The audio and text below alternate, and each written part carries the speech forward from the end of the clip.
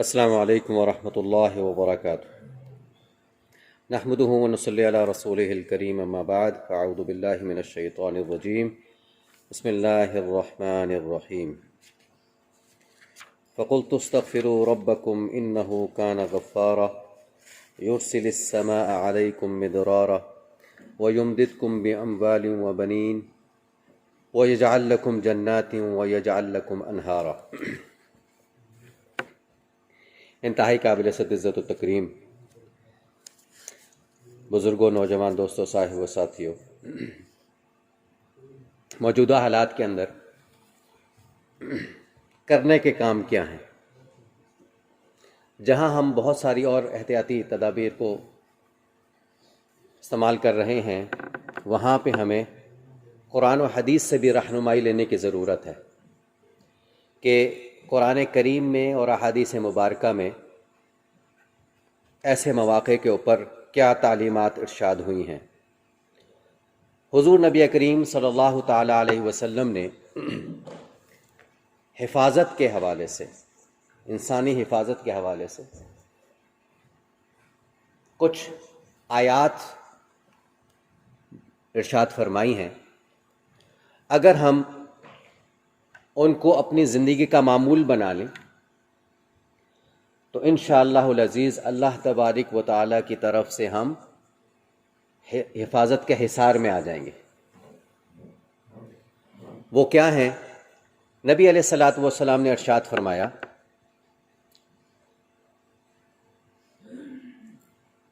کہ سب سے پہلے استغفار کو لازم پکڑ لو، اور آپ صلی اللہ علیہ وسلم ارشاد فرماتے ہیں کہ جو شخص استغفار کو لازم پکڑ لیتا ہے، اللہ تبارک و تعالی اس پہ اپنی رحمتوں کا نزول کر دیتے ہیں۔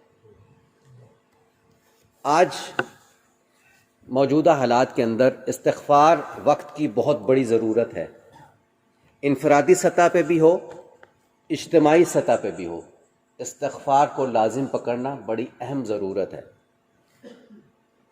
اور استغفار کے بارے میں فرمایا یہ کنجی ہے۔ استغفار کیا ہے؟ کنجی ہے نجات کی۔ استغفار نجات کی کنجیوں میں سے ایک کنجی ہے۔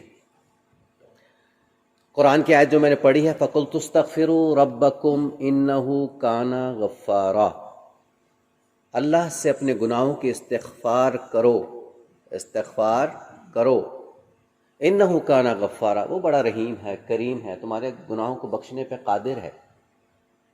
انسان کے اوپر جو حالات آتے ہیں تو وہ انسان کی اپنی ہاتھوں کی کمائی ہوتی ہے جو اس کے سامنے آتی ہے۔ وما اصابکم من مصیبت فبما کسبت ایدیکم، تمہارے اوپر جو مسائل آتے ہیں، پریشانی آتی ہیں، تو کہیں اور دیکھنے کی ضرورت نہیں ہے، تمہارے اپنے ہاتھوں کی کمائی ہے جو تمہارے سامنے آ جاتی ہے۔ تو ایسی صورت میں کیا کرنا چاہیے؟ استغفار کی کثرت کرنی چاہیے۔ جیسے میں نے عرض کیا کہ استغفار نجات کی کنجی ہے۔ اور جو حفاظت کی میں نے بات کی، اس میں کیا ترتیب؟ اس میں ایک ترتیب تو یہ ہے کہ 3 مرتبہ اعوذ باللہ من الشیطان الرجیم پڑھا جائے۔ صبح اور شام کے میں معمول بتا رہا ہوں۔ صبح جب اٹھیں اللہ کو یاد کریں، نماز پڑھیں، نماز پڑھنے کے بعد اعوذ باللہ من الشیطان الرجیم 3 مرتبہ، پھر بسم اللہ الرحمن الرحیم 3 مرتبہ، ٹھیک ہے؟ پھر اعوذ بکلمات اللہ التامات من شر ما خلق، یہ دعا ہے، اس کو 3 مرتبہ پڑھ لیا جائے۔ پھر بسم اللہ الرحمن الرحیم پڑھا جائے اور سورہ اخلاص کو 3 مرتبہ پڑھا جائے۔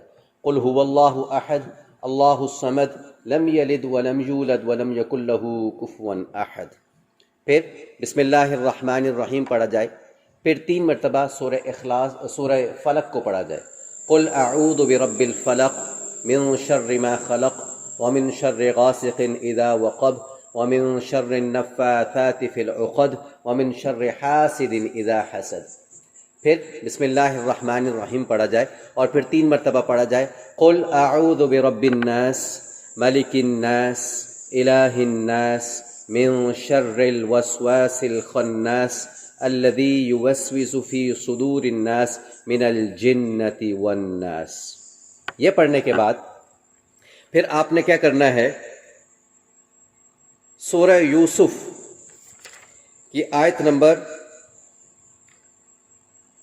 63، 13واں سپارہ جب شروع ہوتا ہے، 13 سپارہ جب شروع ہوتا ہے، میرے پاس یہ 16 لائن والا قرآن مجید ہے. اس 16 لائن والے قرآن مجید میں سب سے آخری لائن میں یہ آیت لکھی جو میں پڑھنے لگا ہوں، فاللہ خیر حافظا وہو ارحم الراحمین، اور اگلے صفحے پہ پہلی لائن آ جاتی ہے. اس کا مطلب کیا ہے؟ فاللہ خیر حافظا، سبحان اللہ. اللہ رب العزت کی طرف جب ہم نے رجوع کرنا ہے تو مدد تو اللہ سے مانگنی ہے نا. تو فاللہ خیر حافظا، اللہ تبارک و تعالی بہترین حفاظت کرنے والا ہے. وہو ارحم الراحمین، وہی ہے ارحم الراحمین. یہ آیت پڑھنی ہے، پھر یہ 3 مرتبہ پڑھنی ہے.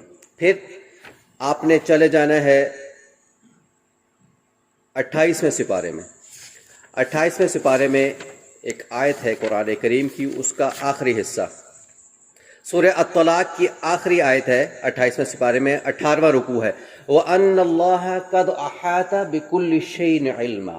اس کا معنی بھی آپ پڑھیے گا، وہ بڑی قابل غور ہے. وَأَنَّ اللَّهَ، اور بے شک، قد احاطہ، اللہ نے احاطہ کر لیا، بکل شیء علما، اللہ ہر چیز پر قدرت رکھنے والا ہے، ہر چیز کو دیکھنے والا ہے. 3 مرتبہ یہ پڑھنا ہے. اور پھر اس کے بعد 3 مرتبہ درود شریف پڑھنا ہے. کوئی بھی درود شریف آپ پڑھ سکتے ہیں، صلی اللہ علیہ وسلم پڑھ سکتے ہیں، اللہم صلی علی سیدنا محمد وعلی آل سیدنا محمد وبارک وسلم، کوئی بھی درود پڑھ سکتے ہیں. یہ جو میں نے ایک عمل آپ کو بتایا ہے، یہ نبوی عمل ہے. نبی پاک صلی اللہ علیہ وسلم نے حفاظت کے حوالے سے ارشاد فرمایا کہ اپنے آپ کو، اپنی اولاد کو، اپنے گھر والوں کو حفاظت کے حصار میں لیے رکھو جب تمہارے اوپر کوئی پریشانی آ جائے. تو تمام حضرات سے میری یہ ریکویسٹ، درخواست ہوگی کہ اگر آپ نہیں کر رہے تو آج سے یہ عمل شروع کر دیں. صبح کر لیں، شام کو کر لیں. انشاءاللہ رب العزت اللہ تبارک و تعالیٰ کی سے امید ہے کہ اللہ کی ذات سے امید ہے کہ انسان جب اپنے آپ کو اللہ کے سپرد کر دیتا ہے تو اللہ اس کی حفاظت کا ضامن ہو جاتا ہے. تو جو اللہ کے حصار میں آئے گا اس کو کوئی تکلیف ہو سکتی ہے؟ نہیں ہو سکتی. یہ بات ذہن میں ہونی چاہیے کہ جب بھی کوئی آپ عمل کریں، دل کے اخلاص پہلی بات، اور یقین قلب ہونا چاہیے اس کے اوپر کہ میں جو عمل کر رہا ہوں یہ میرے نبی نے ارشاد فرمایا ہے. کس نے ارشاد فرمایا؟ نبی علیہ السلام نے ارشاد فرمایا. اور یہ بات بھی دل میں ہونی چاہیے، دماغ میں ہونی چاہیے کہ دنیا جہان کی بات غلط ہو سکتی ہے، میرے نبی کا فرمان غلط نہیں ہو سکتا. میرے نبی کا فرمان غلط نہیں ہو سکتا. کرونا کے حوالے سے جہاں ہم اور احتیاطی تدابیر کر رہے ہیں، وہاں پہ ہم اللہ اور اس کی رسول کی مدد کو بھی تو شامل حال کریں. انشاءاللہ جب ہم اللہ اس کی رسول کی مدد کو شامل حال رکھیں گے تو پھر انسان کو کوئی تکلیف نہیں پہنچ سکتی، کوئی نقصان نہیں پہنچ سکتا. اس پہ ہمارا یقین ہونا چاہیے. تو جو میں نے یہ عمل بتایا ہے اس کو خود بھی کریں، بچوں کے ساتھ بیٹھ کے اس کو شیئر کریں، اور گھر والوں کے ساتھ شیئر کریں، فیملی کے ساتھ شیئر کریں، دوست احباب کے ساتھ شیئر کریں، اور یہ بات آگے بھی پہنچائیں. میں دوبارہ سے ریپیٹ کر دیتا ہوں کرنا کیا ہے.